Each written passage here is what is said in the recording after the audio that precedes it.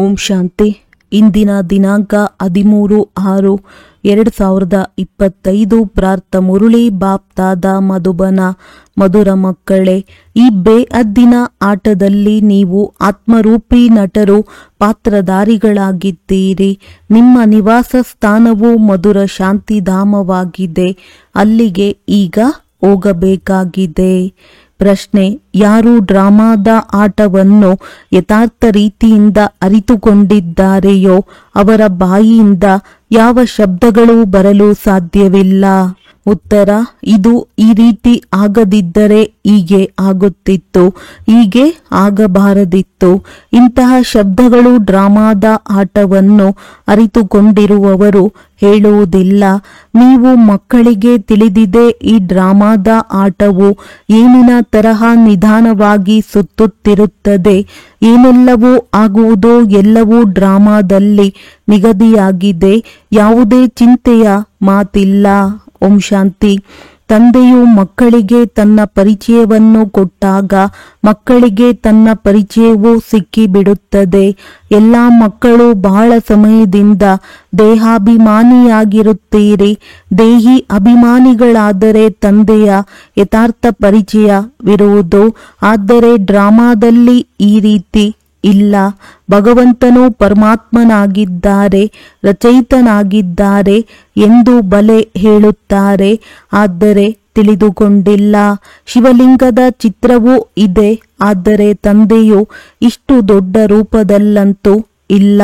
ಯಥಾರ್ಥ ರೀತಿಯಿಂದ ಅರಿತುಕೊಳ್ಳದ ಕಾರಣ ತಂದೆಯನ್ನು ಮರೆತು ಹೋಗುತ್ತಾರೆ. ತಂದೆಯು ರಚಯಿತನಾಗಿದ್ದಾರೆ, ಅವಶ್ಯವಾಗಿ ಹೊಸ ಪ್ರಪಂಚವನ್ನೇ ರಚಿಸುತ್ತಾರೆ. ಅಂದ ಮೇಲೆ ನಾವು ಮಕ್ಕಳಿಗೆ ಹೊಸ ಪ್ರಪಂಚದ ರಾಜಧಾನಿಯ ಆಸ್ತಿಯು ಅವಶ್ಯವಾಗಿ ಬೇಕು. ಸ್ವರ್ಗದ ಹೆಸರು ಭಾರತದಲ್ಲಿ ಪ್ರಸಿದ್ಧವಾಗಿದೆ, ಆದರೆ ಏನನ್ನು ತಿಳಿದುಕೊಂಡಿಲ್ಲ. ಇಂಥವರು ಸ್ವರ್ಗಸ್ಥರಾದರೆಂದು ಹೇಳುತ್ತಾರೆ, ಆದರೆ ಈ ರೀತಿ ಎಂದಾದರೂ ಆಗುತ್ತದೆಯೇ? ನೀವೀಗ ತಿಳಿದುಕೊಳ್ಳುತ್ತೀರಿ, ನಾವು ಸಹ ತುಚ್ಛ ಬುದ್ಧಿಯವರಾಗಿದ್ದೆವು. ನಂಬರ್ ವಾರ್ ಎಂದು ಹೇಳುತ್ತಾರಲ್ಲವೇ? ಮುಖ್ಯವಾದವರಿಗೆ ಈ ತಿಳುವಳಿಕೆಯಾಗಿದೆ. ನಾನು ಇವರಲ್ಲಿ ಬಹಳ ಜನ್ಮಗಳ ಅಂತಿಮ ಶರೀರದಲ್ಲಿ ಬರುತ್ತೇನೆ. ಇವರು ಮೊಟ್ಟ ಮೊದಲಿಗನಾಗಿದ್ದಾರೆ. ನಾವೀಗ ಅವರ ಮಕ್ಕಳು ಬ್ರಾಹ್ಮಣರಾಗಿದ್ದೇವೆಂದು ಮಕ್ಕಳು ತಿಳಿಯುತ್ತೀರಿ.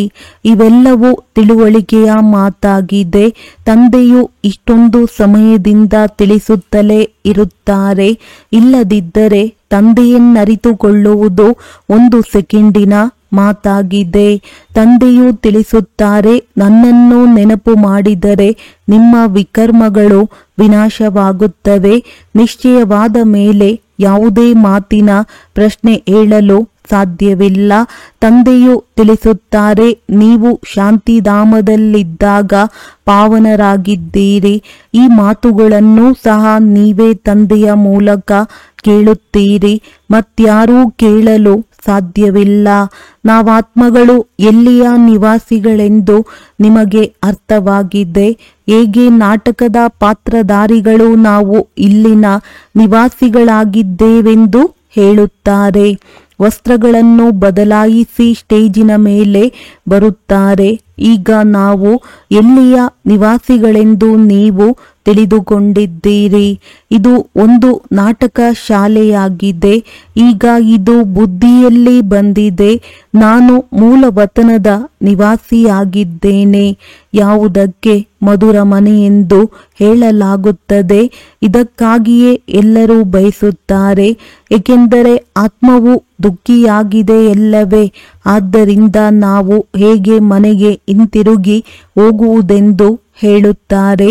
ಮನೆಯ ಬಗ್ಗೆ ತಿಳಿಯದ ಕಾರಣ ಅಲೆದಾಡುತ್ತಾರೆ. ನೀವೀಗ ಅಲೆದಾಡುವುದಿಲ್ಲ, ಮುಕ್ತರಾದಿರಿ. ಮಕ್ಕಳಿಗೆ ಅರ್ಥವಾಗಿ ಬಿಟ್ಟಿದೆ, ನಾವೀಗ ನಿಜವಾಗಿಯೂ ಮನೆಗೆ ಹೋಗಬೇಕಾಗಿದೆ. ನಾನಾತ್ಮನು ಎಷ್ಟು ಚಿಕ್ಕ ಬಿಂದುವಾಗಿದ್ದೇನೆ. ಇದು ಸಹ ಅದ್ಭುತವಾಗಿದೆ. ಇದಕ್ಕೆ ಸೃಷ್ಟಿ ಎಂದು ಹೇಳಲಾಗಿದೆ. ಇಷ್ಟು ಚಿಕ್ಕದಾದ ಆತ್ಮನಲ್ಲಿ ಎಷ್ಟೊಂದು ಪಾತ್ರವು ಅಡಕವಾಗಿದೆ. ಪರಮಪಿತ ಪರಮಾತ್ಮನು ಹೇಗೆ ಪಾತ್ರವನ್ನಭಿನಯಿಸುತ್ತಾರೆ ಎಂಬುದನ್ನು ಸಹ ನೀವು ಅರಿತುಕೊಂಡಿದ್ದೀರಿ. ಎಲ್ಲರಿಗಿಂತ ಮುಖ್ಯ ಪಾತ್ರಧಾರಿಯೇ ಅವರಾಗಿದ್ದಾರೆ, ಮಾಡಿಸುವವರು ಆಗಿದ್ದಾರಲ್ಲವೇ. ನೀವು ಮಧುರಾತಿ ಮಧುರ ಮಕ್ಕಳಿಗೆ ಇದೀಗ ಅರ್ಥವಾಗಿದೆ. ನಾವಾತ್ಮಗಳು ಶಾಂತಿಧಾಮದಿಂದ ಬರುತ್ತೇವೆ. ಆತ್ಮಗಳೇನು ಹೊಸದಾಗಿ ತಯಾರಾಗಿ ಶರೀರದಲ್ಲಿ ಪ್ರವೇಶ ಮಾಡುವುದಿಲ್ಲ. ಆತ್ಮಗಳೆಲ್ಲರೂ ಮಧುರ ಶಾಂತಿಧಾಮದಲ್ಲಿರುತ್ತಾರೆ. ಅಲ್ಲಿಂದ ಪಾತ್ರವನ್ನಭಿನಯಿಸಲು ಬರುತ್ತಾರೆ. ಇದು ಆಟವಾಗಿದೆ. ಎಲ್ಲರೂ ಪಾತ್ರವನ್ನು ಅಭಿನಯಿಸಬೇಕಾಗಿದೆ. ಈ ಸೂರ್ಯ, ಚಂದ್ರ, ನಕ್ಷತ್ರಗಳು ಇವೆಲ್ಲವೂ ದೀಪಗಳಾಗಿವೆ. ಈ ಸೃಷ್ಟಿ ನಾಟಕದಲ್ಲಿ ರಾತ್ರಿ ಮತ್ತು ದಿನದ ಆಟವು ನಡೆಯುತ್ತದೆ. ಸೂರ್ಯ ದೇವತಾಯೇ ನಮಃ, ಚಂದ್ರ ದೇವತಾಯೇ ನಮಃ ಎಂದು ಹೇಳುತ್ತಾರೆ. ಆದರೆ ವಾಸ್ತವದಲ್ಲಿ ಇವೇನು ದೇವತೆಗಳಲ್ಲ. ಈ ಆಟವನ್ನು ಕುರಿತು ಯಾರಿಗೂ ತಿಳಿದಿಲ್ಲ. ಸೂರ್ಯ ಚಂದ್ರರಿಗೂ ದೇವತೆಗಳೆಂದು ಹೇಳಿಬಿಡುತ್ತಾರೆ. ವಾಸ್ತವದಲ್ಲಿ ಇವು ಈ ಇಡೀ ವಿಶ್ವದ ನಾಟಕಕ್ಕಾಗಿ ದೀಪಗಳಾಗಿವೆ. ನಾವು ಮಧುರ ಶಾಂತಿಧಾಮ ನಿವಾಸಿಗಳಾಗಿದ್ದೇವೆ. ನಾವಿಲ್ಲಿ ಪಾತ್ರವನ್ನಭಿನಯಿಸುತ್ತಿದ್ದೇವೆ. ಈ ಚಕ್ರವು ಏನಿನ ತರಹ ನಿಧಾನವಾಗಿ ಸುತ್ತುತ್ತಿರುತ್ತದೆ. ಏನೆಲ್ಲವೂ ಆಗುತ್ತದೆಯೋ ಅದು ಡ್ರಾಮಾದಲ್ಲಿ ನಿಗದಿಯಾಗಿದೆ. ಈ ರೀತಿ ಆಗದೇ ಇದ್ದಿದ್ದರೆ ಹೀಗಾಗುತ್ತಿತ್ತು ಎಂದು ಹೇಳುವಂತಿಲ್ಲ. ಇದು ನಾಟಕವಲ್ಲವೇ. ಉದಾಹರಣೆಗೆ ಮೊಮ್ಮಾರವರೊಂದಿಗೆ ಹೇಗೆ ನಿಮ್ಮ ತಾಯಿ ಇದ್ದರು. ಅವರು ಹೊರಟು ಹೋಗುವರೆಂದು ಸಂಕಲ್ಪದಲ್ಲಿಯೂ ಇರಲಿಲ್ಲ. ಒಳ್ಳೆಯದು, ಅವರು ಶರೀರವನ್ನು ಬಿಟ್ಟರು. ಇದು ಡ್ರಾಮಾ. ಈಗ ಅವರು ಹೊಸ ಪಾತ್ರವನ್ನಭಿನಯಿಸುತ್ತಿದ್ದಾರೆ. ಯಾವುದೇ ಚಿಂತೆಯ ಮಾತಿಲ್ಲ. ನಾವು ಪಾತ್ರಧಾರಿಗಳಾಗಿದ್ದೇವೆ. ಇದು ಸೋಲು ಗೆಲುವಿನ ಆಟವಾಗಿದೆ ಎಂಬುದು ನೀವು ಮಕ್ಕಳ ಬುದ್ಧಿಯಲ್ಲಿದೆ. ಈ ಸೋಲು ಗೆಲುವಿನ ಆಟವು ಮಾಯೆಯ ಮೇಲೆ ಆಧಾರಿತವಾಗಿದೆ. ಮಾಯೆಯಿಂದ ಸೋಲುವುದೇ ಸೋಲು, ಮಾಯೆಯನ್ನು ಗೆಲ್ಲುವುದೇ ಗೆಲುವು. ಇವನು ರಾವಣನಾಗಿದ್ದಾನೆ. ಇದಕ್ಕೆ ಮಾಯೆ ಎಂದು ಹೇಳಲಾಗುತ್ತದೆ. ಧನಕ್ಕೆ ಸಂಪತ್ತೆಂದು ಹೇಳುತ್ತಾರೆ, ಮಾಯೆ ಎಂದು ಹೇಳುವುದಿಲ್ಲ. ಇವರ ಬಳಿ ಬಹಳಷ್ಟು ಹಣವಿದೆಯೆಂದು ಇದು ಮಾಯೆಯ ನಶೆಯೆಂದು ಹೇಳಿಬಿಡುತ್ತಾರೆ. ಆದರೆ ಮಾಯೆಯ ನಶೆ ಇರುತ್ತದೆಯೇ? ನಾವು ಮಾಯೆಯನ್ನು ಗೆಲ್ಲುವ ಪ್ರಯತ್ನ ಪಡುತ್ತೇವೆ. ಅಂದ ಮೇಲೆ ಇದರಲ್ಲಿ ಯಾವುದೇ ಮಾತಿನಲ್ಲಿ ಸಂಶಯವನ್ನು ತರಬಾರದು. ಸ್ಥಿತಿಯು ಇನ್ನೂ ಪರಿಪಕ್ವವಾಗಿಲ್ಲದ ಕಾರಣ ಸಂಶಯವು ಬರುತ್ತದೆ. ಈ ಭಗವಾನುವಾಚ ಯಾರ ಪ್ರತಿ? ಆತ್ಮಗಳ ಪ್ರತಿ. ಭಗವಂತನು ಅವಶ್ಯವಾಗಿ ಆತ್ಮಗಳ ಪ್ರತಿ ಹೇಳಬೇಕಾದರೆ ಶಿವನೇ ಆಗಿರಬೇಕು. ಕೃಷ್ಣನು ದೇಹಧಾರಿಯಾಗಿದ್ದಾನೆ. ಅಂದ ಮೇಲೆ ಆತ್ಮಗಳ ಪ್ರತಿ ಹೇಗೆ ಹೇಳುತ್ತಾರೆ? ನಿಮಗೆ ಯಾವುದೇ ದೇಹಧಾರಿಯು ಜ್ಞಾನವನ್ನು ತಿಳಿಸುತ್ತಿಲ್ಲ. ತಂದೆಗೆ ದೇಹವಂತೂ ಇಲ್ಲ, ಮತ್ತೆಲ್ಲರಿಗೂ ದೇಹವಿದೆ. ಯಾರ ಪೂಜೆ ಮಾಡುವರೋ ಅವರನ್ನು ನೆನಪು ಮಾಡುವುದು ಬಹಳ ಸಹಜವಾಗಿದೆ. ಬ್ರಹ್ಮ, ವಿಷ್ಣು, ಶಂಕರನಿಗೆ ದೇವತೆಗಳೆಂದು, ಶಿವನಿಗೆ ಭಗವಂತನೆಂದು ಹೇಳುತ್ತಾರೆ. ಶ್ರೇಷ್ಠಾತಿ ಶ್ರೇಷ್ಠ ಭಗವಂತನಿಗೆ ದೇಹವಿಲ್ಲ. ಇದನ್ನು ನೀವೀಗ ತಿಳಿದುಕೊಂಡಿದ್ದೀರಿ. ಆತ್ಮಗಳು ಮೂಲ ವತನದಲ್ಲಿದ್ದಾಗ ನಿಮಗೆ ದೇಹವಿತ್ತೇ? ನೀವಾತ್ಮಗಳಾಗಿದ್ದೀರಿ. ಈ ತಂದೆಯು ಆತ್ಮನಾಗಿದ್ದಾರೆ. ಕೇವಲ ಅವರು ಪರಮ ಆತ್ಮನಾಗಿದ್ದಾರೆ. ಅವರ ಪಾತ್ರದ ಗಾಯನವಿದೆ. ಪಾತ್ರವನ್ನಭಿನಯಿಸಿ ಹೋಗಿದ್ದಾರೆ. ಆದ್ದರಿಂದಲೇ ಪೂಜೆಯೂ ನಡೆಯುತ್ತದೆ. ಆದರೆ 5000 ವರ್ಷಗಳಿಗೂ ಮೊದಲು ಸಹ ಪರಮಪಿತ ಪರಮಾತ್ಮ ರಚಯಿತನೂ ಬಂದಿದ್ದರು. ಅವರೇ ಸ್ವರ್ಗದ ರಚಯಿತನೆಂದು ತಿಳಿದಿರುವ ಮನುಷ್ಯರು ಯಾರೊಬ್ಬರೂ ಇಲ್ಲ. ತಂದೆಯು ಪ್ರತಿ 5000 ವರ್ಷಗಳ ನಂತರ ಕಲ್ಪದ ಸಂಗಮದಲ್ಲಿ ಬರುತ್ತಾರೆ. ಆದರೆ ಕಲ್ಪದ ಆಯಸ್ಸನ್ನು ಬಹಳ ಉದ್ದಗಲ ಮಾಡಿರುವ ಕಾರಣ ಎಲ್ಲರೂ ಮರೆತು ಹೋಗಿದ್ದಾರೆ. ನೀವು ಮಕ್ಕಳಿಗೆ ತಂದೆಯು ತಿಳಿಸಿಕೊಡುತ್ತಾರೆ, ಬಾಬಾ ನಾವು ತಮ್ಮಿಂದ ಕಲ್ಪಕಲ್ಪವೂ ಮಿಲನ ಮಾಡುತ್ತೇವೆ ಹಾಗೂ ತಮ್ಮಿಂದ ಆಸ್ತಿಯನ್ನು ಪಡೆಯುತ್ತೇವೆಂದು ನೀವೇ ಹೇಳುತ್ತೀರಿ. ಮತ್ತೆ ಹೇಗೆ ಕಳೆದುಕೊಳ್ಳುತ್ತೇವೆ ಎಂಬುದು ಸಹ ಬುದ್ಧಿಯಲ್ಲಿದೆ. ಅನೇಕ ಪ್ರಕಾರದ ಜ್ಞಾನವಿದೆ, ಆದರೆ ಜ್ಞಾನ ಸಾಗರನೆಂದು ಭಗವಂತನಿಗೆ ಹೇಳಲಾಗುತ್ತದೆ. ಅವಶ್ಯವಾಗಿ ವಿನಾಶವಾಗುವುದೆಂಬ ಮಾತನ್ನು ಎಲ್ಲರೂ ತಿಳಿದುಕೊಳ್ಳುತ್ತಾರೆ. ಮೊದಲು ವಿನಾಶವಾಗಿತ್ತು, ಆದರೆ ಹೇಗಾಗಿತ್ತು ಎಂದು ಯಾರಿಗೂ ಗೊತ್ತಿಲ್ಲ. ಶಾಸ್ತ್ರಗಳಲ್ಲಿ ವಿನಾಶದ ಬಗ್ಗೆ ಏನೇನನ್ನು ಬರೆದು ಬಿಟ್ಟಿದ್ದಾರೆ. ಪಾಂಡವರು ಮತ್ತು ಕೌರವರ ಯುದ್ಧವು ಹೇಗೆ ನಡೆಯಲು ಸಾಧ್ಯ? ನೀವು ಬ್ರಾಹ್ಮಣರು ಈಗ ಸಂಗಮ ಯುಗದಲ್ಲಿದ್ದೀರಿ. ಬ್ರಾಹ್ಮಣರ ಯಾವುದೇ ಯುದ್ಧವಿಲ್ಲ. ತಂದೆಯು ತಿಳಿಸುತ್ತಾರೆ, ನೀವು ನನ್ನ ಮಕ್ಕಳು ಡಬಲ್ ಅಹಿಂಸಕರಾಗಿದ್ದೀರಿ. ನೀವೀಗ ನಿರ್ವಿಕಾರಿಗಳಾಗುತ್ತಿದ್ದೀರಿ. ನೀವೇ ತಂದೆಯಿಂದ ಕಲ್ಪಕಲ್ಪವು ಆಸ್ತಿಯನ್ನು ತೆಗೆದುಕೊಳ್ಳುತ್ತೀರಿ. ಇದರಲ್ಲಿ ಯಾವುದೇ ಕಷ್ಟದ ಮಾತಿಲ್ಲ. ಜ್ಞಾನವು ಬಹಳ ಸಹಜವಾಗಿದೆ. 84 ಜನ್ಮಗಳ ಚಕ್ರವು ನಿಮ್ಮ ಬುದ್ಧಿಯಲ್ಲಿದೆ. ಈಗ ನಾಟಕವು ಪೂರ್ಣವಾಗುತ್ತದೆ. ಇನ್ನು ಸ್ವಲ್ಪವೇ ಸಮಯವಿದೆ. ನಿಮಗೆ ತಿಳಿದಿದೆ, ಈಗ ಇಂತಹ ಸಮಯವು ಬರುವುದಿದೆ. ಸಾಹುಕಾರರಿಗೂ ಸಹ ಆಹಾರವೂ ಸಿಗುವುದಿಲ್ಲ, ನೀರು ಸಹ ಸಿಗುವುದಿಲ್ಲ. ಇದಕ್ಕೆ ದುಃಖದ ಪರ್ವತವೆಂದು ಹೇಳಲಾಗುತ್ತದೆ. ನಿರಪರಾಧಿಗಳ ಕೊಲೆಯೂ ಆಟವಲ್ಲವೇ? ಇಷ್ಟೆಲ್ಲ ಆತ್ಮಗಳು ಸಮಾಪ್ತಿಯಾಗುತ್ತಾರೆ. ಯಾರಾದರೂ ತಪ್ಪು ಮಾಡಿದಾಗ ಅವರಿಗೆ ಶಿಕ್ಷೆ ಸಿಗುತ್ತದೆ. ಅಂದಾಗ ಇವರೇನು ತಪ್ಪು ಮಾಡಿದ್ದಾರೆ? ಕೇವಲ ಒಂದೇ ತಪ್ಪನ್ನು ಮಾಡಿದ್ದಾರೆ, ತಂದೆಯನ್ನು ಮರೆತಿದ್ದಾರೆ. ನೀವಂತೂ ತಂದೆಯಿಂದ ರಾಜ್ಯ ಭಾಗ್ಯವನ್ನು ತೆಗೆದುಕೊಳ್ಳುತ್ತಿದ್ದೀರಿ. ಉಳಿದೆಲ್ಲ ಮನುಷ್ಯರು ಈಗ ಶರೀರವನ್ನು ಬಿಟ್ಟೆವೆಂದರೆ ಬಿಟ್ಟೆವು ಎಂದು ತಿಳಿಯುತ್ತಾರೆ.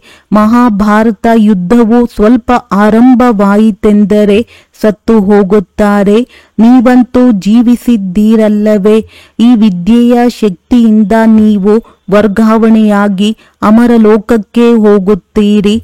ವಿದ್ಯೆಗೆ ಆದಾಯದ ಮೂಲವೆಂದು ಹೇಳಲಾಗುತ್ತದೆ. ಶಾಸ್ತ್ರಗಳದ್ದು ವಿದ್ಯೆಯಾಗಿದೆ, ಅದರಿಂದಲೂ ಆದಾಯವಾಗುತ್ತದೆ. ಆದರೆ ಅದು ಭಕ್ತಿಯ ವಿದ್ಯೆಯಾಗಿದೆ. ಈಗ ತಂದೆಯು ತಿಳಿಸುತ್ತಾರೆ, ನಾನು ನಿಮ್ಮನ್ನು ಈ ಲಕ್ಷ್ಮೀ ನಾರಾಯಣನಂತೆ ಮಾಡುತ್ತೇನೆ. ನೀವೀಗ ಸ್ವಚ್ಛ ಬುದ್ಧಿಯವರಾಗುತ್ತೀರಿ. ನಾವು ಶ್ರೇಷ್ಠಾತಿ ಶ್ರೇಷ್ಠರಾಗುತ್ತೇವೆ. ನಂತರ ಪುನರ್ಜನ್ಮವನ್ನು ತೆಗೆದುಕೊಳ್ಳುತ್ತಾ ಕೆಳಗಿಳಿಯುತ್ತೇವೆಂದು ನಿಮಗೆ ತಿಳಿದಿದೆ. ಹೊಸದರಿಂದ ಹಳೆಯದಾಗುತ್ತದೆ. ಏಣಿಯನ್ನು ಖಂಡಿತವಾಗಿ ಇಳಿಯಬೇಕಾಗುತ್ತದೆ ಎಲ್ಲವೇ? ಈಗ ಸೃಷ್ಟಿಯದು ಇಳಿಯುವ ಕಲೆಯಾಗಿದೆ. ಏರುವ ಕಲೆ ಇತ್ತೆಂದರೆ ಈ ದೇವತೆಗಳ ರಾಜ್ಯವಿತ್ತು, ಅದು ಸ್ವರ್ಗವಾಗಿತ್ತು. ಈಗ ನರಕವಾಗಿದೆ. ಈಗ ನೀವು ಸ್ವರ್ಗವಾಸಿಗಳಾಗಲು ಮತ್ತೆ ಪುರುಷಾರ್ಥ ಮಾಡುತ್ತಿದ್ದೀರಿ. ಬಾಬಾ ಬಾಬಾ ಎನ್ನುತ್ತಿರುತ್ತೀರಿ. ಓ ಗಾಡ್ ಫಾದರ್ ಎಂದು ಹೇಳಿ ಕರೆಯುತ್ತಾರೆ. ಆದರೆ ಅವರು ಆತ್ಮಗಳ ತಂದೆ ಸರ್ವಶ್ರೇಷ್ಠನಾಗಿದ್ದಾರೆ. ನಾವು ಅವರ ಮಕ್ಕಳೆಂದ ಮೇಲೆ ಏಕೆ ದುಃಖಿಗಳಾಗಿದ್ದೇವೆ ಎಂಬುದನ್ನು ತಿಳಿದುಕೊಳ್ಳುವುದಿಲ್ಲ. ಅವಶ್ಯವಾಗಿ ದುಃಖಿಗಳಾಗಲೇಬೇಕೆಂದು ನೀವು ತಿಳಿದುಕೊಂಡಿದ್ದೀರಿ. ಏಕೆಂದರೆ ಇದು ಸುಖ ದುಃಖದ ಆಟವಾಗಿದೆ ಎಲ್ಲವೇ? ಗೆಲುವಿನಲ್ಲಿ ಸುಖವಿದೆ, ಸೋಲಿನಲ್ಲಿ ದುಃಖವಿದೆ. ತಂದೆಯು ರಾಜ್ಯವನ್ನು ಕೊಟ್ಟರು, ರಾವಣನು ಕಸಿದುಕೊಂಡನು. ತಂದೆಯಿಂದ ನಮಗೆ ಸ್ವರ್ಗದ ಆಸ್ತಿಯು ಸಿಗುತ್ತಾ ಇರುತ್ತದೆ ಎಂಬುದು ಈಗ ಮಕ್ಕಳ ಬುದ್ಧಿಯಲ್ಲಿದೆ. ಆ ತಂದೆಯು ಬಂದಿದ್ದಾರೆ. ಈಗ ಕೇವಲ ತಂದೆಯನ್ನು ನೆನಪು ಮಾಡಿದರೆ ಪಾಪಗಳು ಕಳೆಯುವುದು. ಜನ್ಮ ಜನ್ಮಾಂತರದ ಹೊರೆಯು ತಲೆಯ ಮೇಲಿದೆ ಎಲ್ಲವೇ? ಇದು ಸಹ ನಿಮಗೆ ತಿಳಿದಿದೆ. ನೀವೇನೂ ಬಹಳ ದುಃಖಿಗಳಾಗುವುದಿಲ್ಲ. ಹಿಟ್ಟಿನಲ್ಲಿ ಉಪ್ಪಿನಷ್ಟು ಸುಖವೂ ಇದೆ. ಇದಕ್ಕೆ ಕಾಗವಿಷ್ಟ ಸಮಾನ ಸುಖವಿದೆ ಎಂದು ಹೇಳಲಾಗುತ್ತದೆ. ಸರ್ವರ ಸದ್ಗತಿ ದಾತನು ತಂದೆಯೊಬ್ಬರೇ ಆಗಿದ್ದಾರೆ. ಜಗತ್ತಿನ ಗುರುವು ಒಬ್ಬರೇ ಆದರೂ ವಾನಪ್ರಸ್ಥದಲ್ಲಿ ಗುರುಗಳನ್ನು ಮಾಡಿಕೊಳ್ಳಲಾಗುತ್ತದೆ. ಈಗಂತೂ ಒಂದು ವೇಳೆ ಸತ್ತು ಹೋದರೆ ಸದ್ಗತಿಯನ್ನು ಪಡೆಯಲೆಂದು ಚಿಕ್ಕವರಿಗೂ ಗುರುಗಳನ್ನು ಮಾಡಿಸಿ ಬಿಡುತ್ತಾರೆ. ತಂದೆಯು ತಿಳಿಸುತ್ತಾರೆ, ವಾಸ್ತವದಲ್ಲಿ ಯಾರಿಗೂ ಗುರುಗಳೆಂದು ಹೇಳಲು ಸಾಧ್ಯವಿಲ್ಲ. ಯಾರು ಸದ್ಗತಿಯನ್ನು ಕೊಡುವರೋ ಅವರು ಗುರುಗಳಾಗಿದ್ದಾರೆ.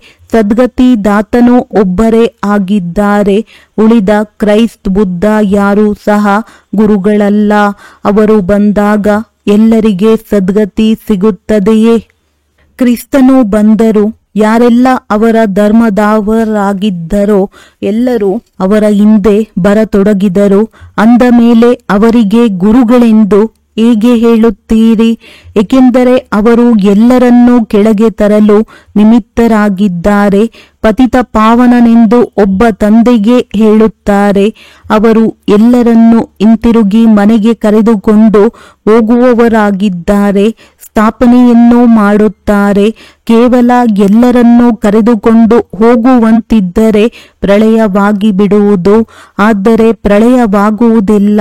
ಸರ್ವಶಾಸ್ತ್ರಮಯಿ ಶಿರೋಮಣಿ ಶ್ರೀಮದ್ ಭಗವದ್ಗೀತೆ ಎಂದು ಗಾಯನವಿದೆ. ಯದಾ ಯದಾ ಹಿ ಧರ್ಮಸ್ಯ ಭಾರತದಲ್ಲಿಯೇ ತಂದೆಯು ಬರುತ್ತಾರೆ. ಸ್ವರ್ಗದ ರಾಜಧಾನಿಯನ್ನು ಕೊಡುವವರು ತಂದೆಯಾಗಿದ್ದಾರೆ. ಆದರೆ ಅವರಿಗೂ ಸರ್ವವ್ಯಾಪಿ ಎಂದು ಹೇಳಿಬಿಡುತ್ತಾರೆ. ಈಗ ನೀವು ಮಕ್ಕಳಿಗೆ ಖುಷಿ ಇದೆ. ಹೊಸ ಪ್ರಪಂಚದಲ್ಲಿ ಇಡೀ ವಿಶ್ವದಲ್ಲಿ ನಮ್ಮ ರಾಜ್ಯವೇ ಇರುವುದು. ಅದನ್ನು ಯಾರೂ ಕಸಿದುಕೊಳ್ಳಲು ಸಾಧ್ಯವಿಲ್ಲ. ಇಲ್ಲಂತೂ ತುಂಡು ತುಂಡನ್ನಾಗಿ ಮಾಡಿ ಪರಸ್ಪರ ಎಷ್ಟೊಂದು ಹೊಡೆದಾಡುತ್ತಿರುತ್ತಾರೆ. ನಿಮಗಂತೂ ಮಜಾ ಇದೆ. ಅಂದ ಮೇಲೆ ಆನಂದದಿಂದ ನರ್ತಿಸಬೇಕಾಗಿದೆ. ಕಲ್ಪ ಕಲ್ಪವೂ ತಂದೆಯಿಂದ ನಾವು ಆಸ್ತಿಯನ್ನು ತೆಗೆದುಕೊಳ್ಳುತ್ತೇವೆ. ಅಂದ ಮೇಲೆ ಎಷ್ಟೊಂದು ಖುಷಿ ಇರಬೇಕು. ನನ್ನನ್ನು ನೆನಪು ಮಾಡಿ ಎಂದು ತಂದೆಯು ತಿಳಿಸುತ್ತಾರೆ. ಆದರೂ ಸಹ ಮರೆತು ಹೋಗುತ್ತೀರಿ. ಬಾಬಾ ಬುದ್ಧಿಯೋಗವು ಕತ್ತರಿಸಲ್ಪಡುತ್ತದೆ ಎಂದು ಹೇಳುತ್ತಾರೆ. ಆದರೆ ತಂದೆಯು ತಿಳಿಸುತ್ತಾರೆ, ಯೋಗವೆಂಬ ಅಕ್ಷರವನ್ನು ತೆಗೆದುಹಾಕಿ. ಅದು ಶಾಸ್ತ್ರಗಳ ಅಕ್ಷರವಾಗಿದೆ. ಕೇವಲ ನನ್ನನ್ನು ನೆನಪು ಮಾಡಿ. ಯೋಗ ಎಂಬುದು ಭಕ್ತಿ ಮಾರ್ಗದ ಅಕ್ಷರವಾಗಿದೆ. ತಂದೆಯಿಂದ ಸ್ವರ್ಗದ ರಾಜ್ಯ ಭಾಗ್ಯವು ಸಿಗುತ್ತದೆ. ಅವರನ್ನು ನೀವು ನೆನಪು ಮಾಡದಿದ್ದರೆ ವಿಕರ್ಮಗಳು ಹೇಗೆ ವಿನಾಶವಾಗುತ್ತವೆ? ರಾಜ್ಯ ಭಾಗ್ಯವು ಹೇಗೆ ಸಿಗುತ್ತದೆ? ನೆನಪು ಮಾಡದಿದ್ದರೆ ಪದವಿಯು ಕಡಿಮೆಯಾಗುವುದು. ಶಿಕ್ಷೆಗಳನ್ನು ಅನುಭವಿಸುವಿರಿ. ಇಷ್ಟು ಬುದ್ಧಿ ಇಲ್ಲ. ಎಷ್ಟೊಂದು ಬುದ್ಧಿಹೀನರಾಗಿ ಬಿಟ್ಟಿದ್ದಾರೆ. ನಾನು ಕಲ್ಪ ಕಲ್ಪವೂ ನಿಮಗೆ ಹೇಳುತ್ತೇನೆ, ನನ್ನೊಬ್ಬನನ್ನೇ ನೆನಪು ಮಾಡಿ. ಜೀವಿಸಿದಂತೆಯೇ ಈ ಪ್ರಪಂಚದಿಂದ ಸತ್ತು ಹೋಗಿ. ತಂದೆಯ ನೆನಪಿನಿಂದಲೇ ವಿಕರ್ಮಗಳು ವಿನಾಶವಾಗುತ್ತವೆ ಮತ್ತು ನೀವು ವಿಜಯಮಾಲೆಯ ಮಣಿಯಾಗುತ್ತೀರಿ. ಇದು ಎಷ್ಟು ಸಹಜವಾಗಿದೆ. ಸರ್ವಶ್ರೇಷ್ಠ ಶಿವ ತಂದೆ ಮತ್ತು ಬ್ರಹ್ಮ ಇಬ್ಬರು ಎಷ್ಟು ಹೈಯೆಸ್ಟ್ ಆಗಿದ್ದಾರೆ. ಅವರು ಪಾರಲೌಕಿಕ, ಇವರು ಅಲೌಕಿಕ. ಸಂಪೂರ್ಣ ಸಾಧಾರಣ ಶಿಕ್ಷಕನಾಗಿದ್ದಾರೆ. ಆ ಶಿಕ್ಷಕರಂತೂ ಶಿಕ್ಷೆಯನ್ನು ಕೊಡುತ್ತಾರೆ. ಈ ತಂದೆಯು ಪ್ರೀತಿ ಮಾಡುತ್ತಿರುತ್ತಾರೆ. ಮಧುರ ಮಕ್ಕಳೇ, ತಂದೆಯನ್ನು ನೆನಪು ಮಾಡಿ ಸತೋ ಪ್ರಧಾನರಾಗಬೇಕಾಗಿದೆ. ಪತಿತ ಪಾವನನು ಒಬ್ಬರೇ ತಂದೆಯಾಗಿದ್ದಾರೆ. ಅವರೇ ಗುರುವಾದರು. ಮತ್ಯಾರೂ ಗುರುಗಳಾಗಲು ಸಾಧ್ಯವಿಲ್ಲ. ಬುದ್ಧನು ನಿರ್ವಾಣಧಾಮಕ್ಕೆ ಹೋದರೆಂದು ಹೇಳುತ್ತಾರೆ. ಇದೆಲ್ಲವೂ ಸುಳ್ಳಾಗಿದೆ. ಯಾರೊಬ್ಬರೂ ಹಿಂತಿರುಗಿ ಹೋಗಲು ಸಾಧ್ಯವಿಲ್ಲ. ಎಲ್ಲರದ್ದು ಡ್ರಾಮಾದಲ್ಲಿ ಪಾತ್ರವಿದೆ. ಇದರಲ್ಲಿ ಎಷ್ಟೊಂದು ವಿಶಾಲ ಬುದ್ಧಿ ಮತ್ತು ಖುಷಿ ಇರಬೇಕು. ಮೇಲಿನಿಂದ ಹಿಡಿದು ಸಂಪೂರ್ಣ ಜ್ಞಾನವು ಬುದ್ಧಿಯಲ್ಲಿದೆ. ಬ್ರಾಹ್ಮಣರೇ ಜ್ಞಾನವನ್ನು ತೆಗೆದುಕೊಳ್ಳುತ್ತಾರೆ. ಶೂದ್ರರಲ್ಲಾಗಲಿ ದೇವತೆಗಳಲ್ಲಾಗಲಿ ಈ ಜ್ಞಾನವಿಲ್ಲ. ಇದನ್ನು ಅರಿತುಕೊಳ್ಳುವವರೇ ಅರಿತುಕೊಳ್ಳುವರು.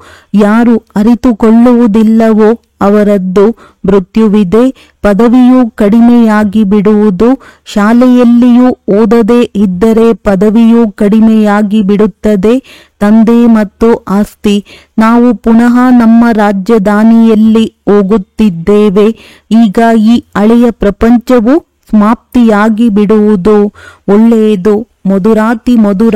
ಅಗಲಿ ಹೋಗಿ ಮರಳಿ ಸಿಕ್ಕಿರುವಂತ ಮಕ್ಕಳಿಗೆ ಮಾತ್ಪಿತಾ ಬಾಪ್ ದಾದಾರವರ ನೆನಪು, ಪ್ರೀತಿ ಹಾಗೂ ನಮಸ್ತೆ. ಆತ್ಮೀಯ ಮಕ್ಕಳಿಗೆ ಆತ್ಮೀಯ ತಂದೆಯ ನಮಸ್ತೆ. ಧಾರಣೆಗಾಗಿ ಮುಖ್ಯ ಸಾರ. ತಂದೆಯು ನಮಗೆ ಇಂತಹ ಹೊಸ ವಿಶ್ವದ ರಾಜ್ಯ ಭಾಗ್ಯವನ್ನು ಕೊಡುತ್ತಾರೆ. ಅದನ್ನು ಯಾರೂ ಕಸಿದುಕೊಳ್ಳಲು ಸಾಧ್ಯವಿಲ್ಲ ಎಂಬ ಖುಷಿಯಲ್ಲಿ ನರ್ತಿಸಬೇಕಾಗಿದೆ. ವಿಜಯ ಮಾಲೆಯ ಮಣಿಯಾಗಲು ಜೀವಿಸಿದಂತೆಯೇ ಈ ಹಳೆಯ ಪ್ರಪಂಚದಿಂದ ಸಾಯಬೇಕಾಗಿದೆ. ತಂದೆಯ ನೆನಪಿನಿಂದ ವಿಕರ್ಮಗಳನ್ನು ವಿನಾಶ ಮಾಡಿಕೊಳ್ಳಬೇಕಾಗಿದೆ. ವರದಾನ. ತಮ್ಮ ಶಕ್ತಿಶಾಲಿ ಸ್ಟೇಜ್ ಮೂಲಕ ಸರ್ವರ ಶುಭ ಕಾಮನೆಗಳನ್ನು ಪೂರ್ಣ ಮಾಡುವಂತಹ ಮಹಾದಾನಿ ಭವ. ಮುಂದೆ ಬರುವಂತಹ ಆತ್ಮಗಳು ಸ್ವಲ್ಪದರಲ್ಲಿಯೇ ರಾಜಿ ಖುಷಿಯಾಗುತ್ತಾರೆ, ಏಕೆಂದರೆ ಅವರ ಪಾತ್ರ ಒಂದು ಕಣದಷ್ಟು ಅಗುಳನ್ನು ಪಡೆಯುವುದಾಗಿದೆ. ಆದ್ದರಿಂದ ಅಂತಹ ಆತ್ಮಗಳಿಗೆ ಅವರ ಭಾವನೆಗೆ ತಕ್ಕಂತೆ ಫಲ ಪ್ರಾಪ್ತಿಯಾಗಬೇಕು. ಯಾರೂ ವಂಚಿತರಾಗಬಾರದು. ಅದಕ್ಕಾಗಿ ಈಗಿನಿಂದಲೇ ತಮ್ಮಲ್ಲಿ ಸರ್ವ ಶಕ್ತಿಗಳನ್ನು ಜಮಾ ಮಾಡಿಕೊಳ್ಳಿ. ಯಾವಾಗ ತಾವು ತಮ್ಮ ಸಂಪೂರ್ಣ ಶಕ್ತಿಶಾಲಿ ಮಹಾದಾನಿ ಸ್ಟೇಜ್ ಮೇಲೆ ಸ್ಥಿತರಾದಲ್ಲಿ ಯಾವುದೇ ಆತ್ಮಕ್ಕೆ ತಮ್ಮ ಸಹಯೋಗದಿಂದ ಮಹಾದಾನ ಕೊಡುವಂತಹ ಕರ್ತವ್ಯದ ಆಧಾರದ ಮೇಲೆ ಶುಭ ಭಾವನೆಯ ಸ್ವಿಚ್ ಆನ್ ಮಾಡಿದೊಡನೆ ದೃಷ್ಟಿಯಿಂದಲೇ ಸಂತುಷ್ಟರನ್ನಾಗಿ ಮಾಡುತ್ತಾರೆ. ಸ್ಲೋಗನ್. ಸದಾ ಈಶ್ವರೀಯ ಮರ್ಯಾದೆಗಳ ಮೇಲೆ ನಡೆಯುತ್ತೀರಿ, ಆಗ ಮರ್ಯಾದಾ ಪುರುಷೋತ್ತಮ ಆಗಿಬಿಡುವಿರಿ. ಅವ್ಯಕ್ತ ಸೂಚನೆಗಳು. ಆತ್ಮಿಕ ಸ್ಥಿತಿಯಲ್ಲಿರುವಂತಹ ಅಭ್ಯಾಸ ಮಾಡಿ ಅಂತರ್ಮುಖಿಯಾಗಿರಿ. ಯಾವಾಗ ಸೇವೆಯ ಸ್ಟೇಜ್ನ ಮೇಲೆ ಹೋಗುತ್ತೀರಿ ಆಗ ಅನುಭವವಾಗಬೇಕು. ಈ ಆತ್ಮ ಬಹಳ ಸಮಯದ ಅಂತರ್ಮುಖತೆ ಆತ್ಮೀಯತೆಯ ಗುಹೆಯಿಂದ ಸೇವೆ ಮಾಡಲು ಬಂದಿದೆ. ತಪಸ್ವಿ ರೂಪ ಕಾಣಿಸಬೇಕು.